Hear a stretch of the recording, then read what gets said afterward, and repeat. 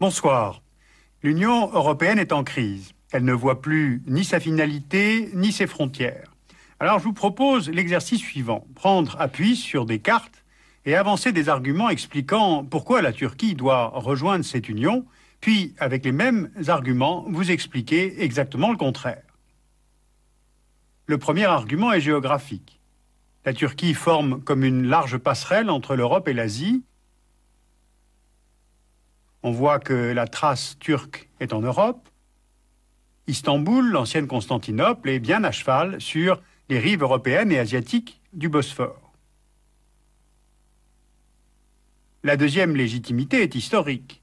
Les Turcs furent de grands colonisateurs, ils ont longtemps été présents en Europe. Les armées ottomanes ont par 2 fois fait le siège de Vienne.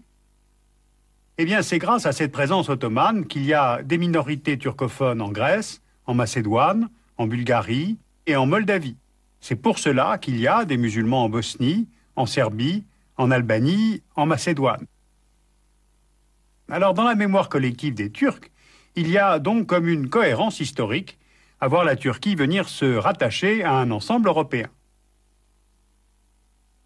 Le troisième argument est stratégique, directement lié aux frontières du pays. Déjà, il ne faut pas oublier le rôle joué par la Turquie dans la sécurité de l'Europe lorsque celle-ci était menacée par l'Union soviétique. La Turquie a fait partie de l'OTAN en 1952. C'est sur le sol turc que furent installés des missiles pour répondre à ceux pointés par l'URSS. Sa position lui a permis d'aider les États-Unis et la France pour soutenir l'effort de guerre de l'Irak contre l'Iran entre 1980 et 1988.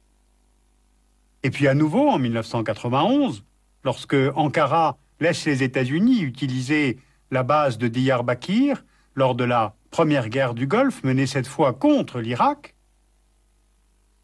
Et puis d'ailleurs, le raisonnement stratégique peut être poussé plus loin. La Turquie a signé en 1996 un accord de défense avec Israël. Les troupes israéliennes peuvent s'entraîner en Turquie, mais l'accord est surtout intéressant pour les pilotes israéliens, pour leur entraînement en vol, Israël disposant d'un territoire minuscule. Mais évidemment, cet accord de défense israélo-turc est très mal perçu par les voisins arabes.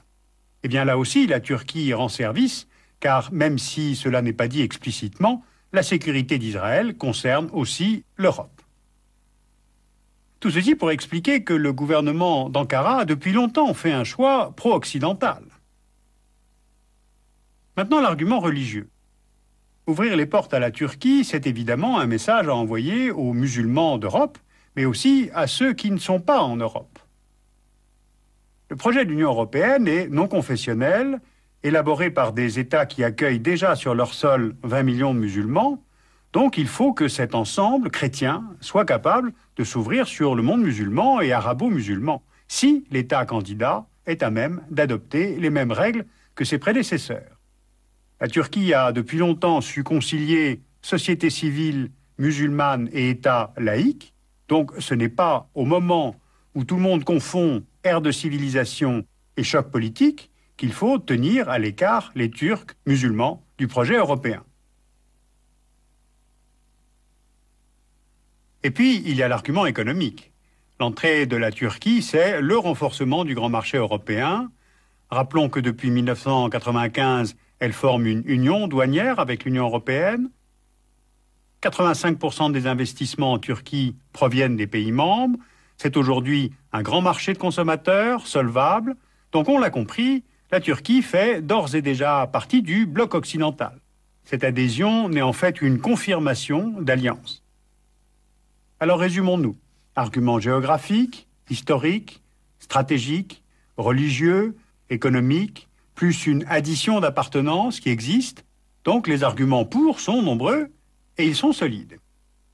Eh bien, tous ces arguments, il est possible de les retourner et de dire exactement le contraire. Donc reprenons notre carte de géographie.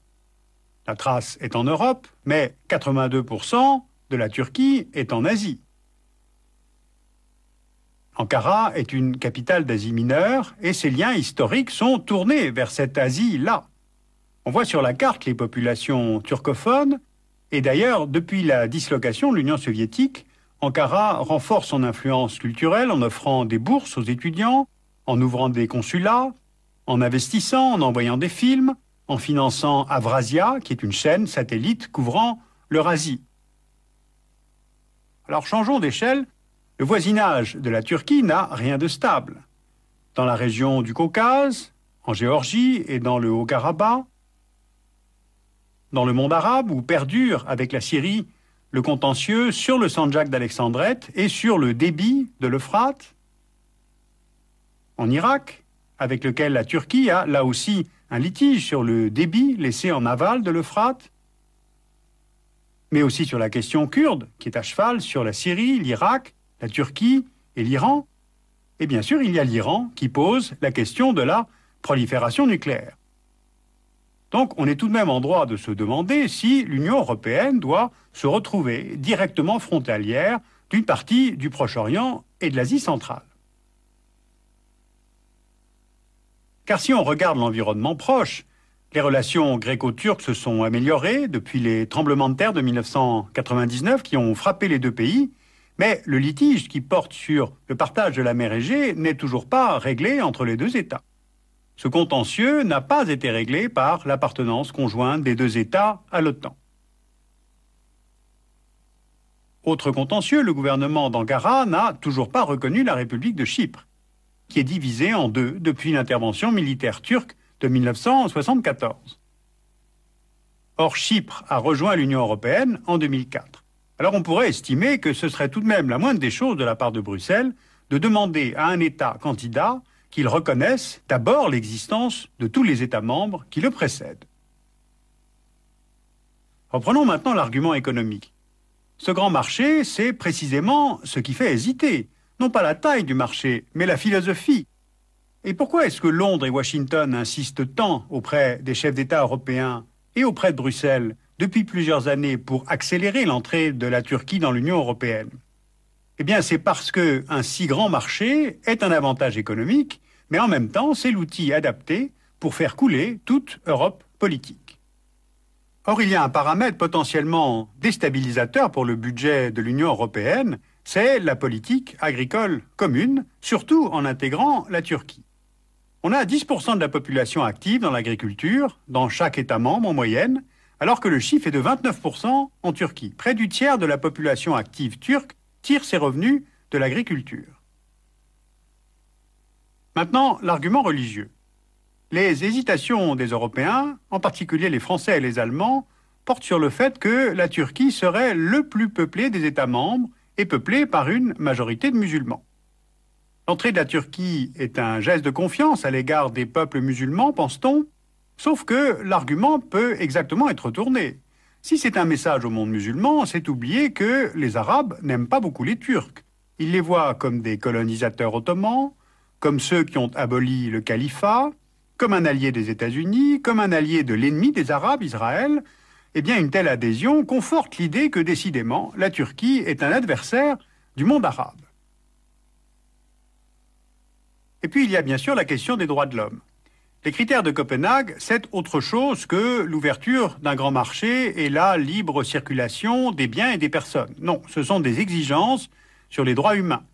Eh bien, en Turquie, cela porte sur le droit des Kurdes, la protection des minorités, le droit des femmes, la reconnaissance par la Turquie de sa responsabilité directe dans le génocide arménien, et les perspectives d'adhésion sont souvent des effets stimulants.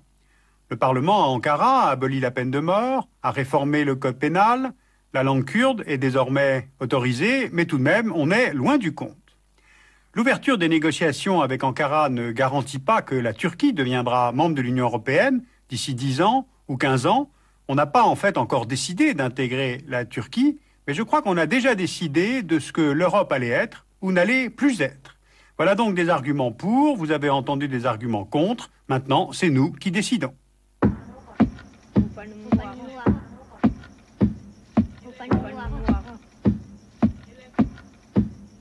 Sur ce dossier passionnant, beaucoup de livres à vous recommander. Déjà, L'Europe avec ou sans la Turquie de Deniz Akagül et Semih Vaner.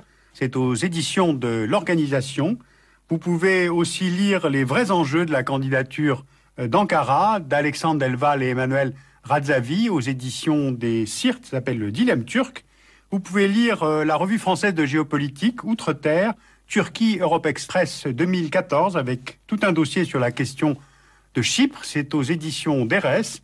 Et puis la documentation française publie aussi cette revue qui s'appelle Questions internationales. Ce numéro est consacré à la Turquie et à l'Europe. J'aime beaucoup cette revue. Elle a trouvé un bon équilibre entre des articles sérieux, des cartes et des photos. Voilà, vous pouvez retrouver les références que je viens de vous donner dans le site du dessous des cartes, arte-tv.com, et des références avec des livres sur cette question-là en langue allemande.